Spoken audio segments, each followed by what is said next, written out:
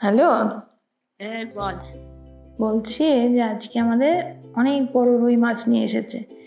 তো এই রুই মাছটা দিয়ে একটু নতুনভাবে কি রান্না করা যায় বল তো? আগে আগে যেভাবে বলবো সেভাবে রান্না কর। আচ্ছা বল। মাছগুলো ভালো করে কাট, ভালো করে কেটে সেগুলোকে ধুয়ে একটা বাটিতে রাখবি। ঠিক আছে। লবণ, একটু লেবুর রস আর হলুদ দিয়ে মাখিয়ে রাখবি।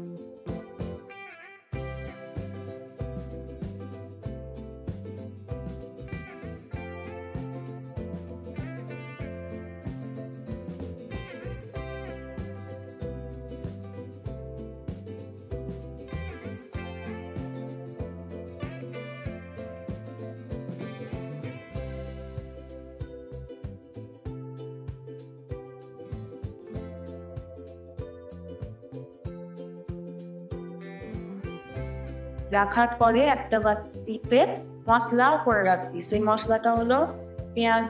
একটু আস্তে আস্তে বল, একটু আস্তে আস্তে বল। পেঁয়াজ, রসুন বাটা, প্রথমে পেঁয়াজ রসুন বাটা দিবি। হ্যাঁ। বাটা, তারপরে তোর হচ্ছে আদা জিরে বাটা, তারপরে একটু কাঁচা লঙ্কা বাটা। হ্যাঁ ঠিক আছে। কাঁচা লঙ্কা বাটা দিবি, তারপরে সামান্য লবণ, হলুদ আর তোর কাশ্মীরি লঙ্কা দিয়ে ভালো করে জল দিয়ে ওভাবে ফুলে মিশ্রণটা একটা বাটিতে রাখ।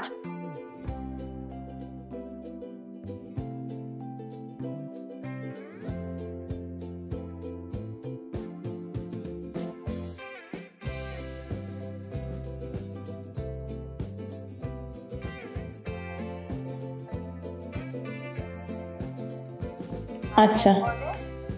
একটা গ্যাসে কড়াই বসিয়ে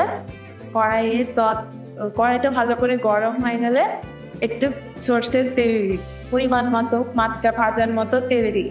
তেলটা দিয়ে মাছটা ভাজা হয়ে গেল, মাছটা ভাজা হয়ে গেলে লাল লাল করে ভাজা হয়ে গেলে একটা বাটিতে তুলে রাখ।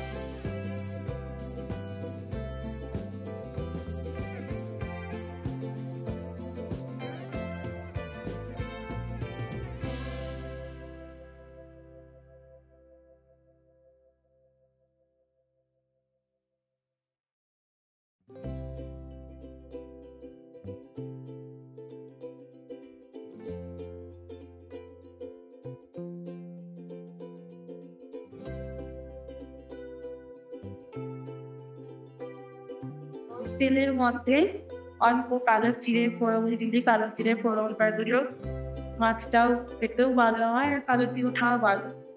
আর তারপরে মিশ্রণটা দিয়ে দিই, মানে ওই মশলাটার মিশ্রণটা, তাই তো? মশলার মিশ্রণটা আচ্ছা। তারপরে কষিয়ে দিলি, তেল ছেড়ে দিল যখন, তখন ঢাকা দিয়ে কষাবো তো? ঢাকা দিয়ে কষিয়ে দিই।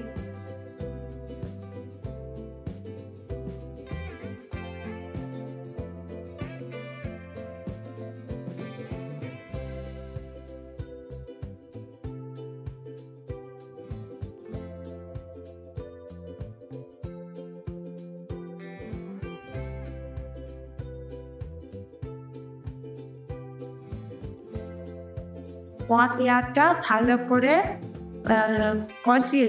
কষিয়ে একটু জল দিয়ে দিতে গেল। হ্যাঁ। তুই ওই সর্ষে বাটা, অল্প একটু সর্ষে বাটা দিয়ে।